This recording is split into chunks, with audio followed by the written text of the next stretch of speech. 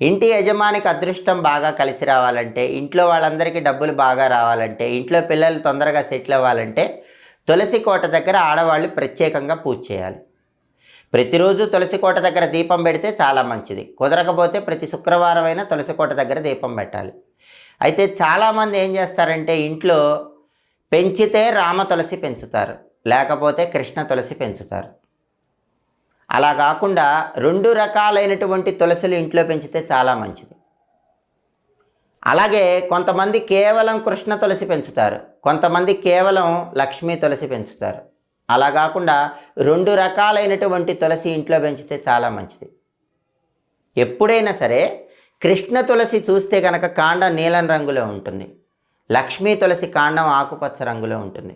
కృష్ణ తులసి ఆకులు కొద్దిగా నల్లగా ఉంటాయి, లక్ష్మీ తులసి ఆకులు ఆకుపచ్చ రంగులో ఉంటాయి. లక్ష్మీ తులసిని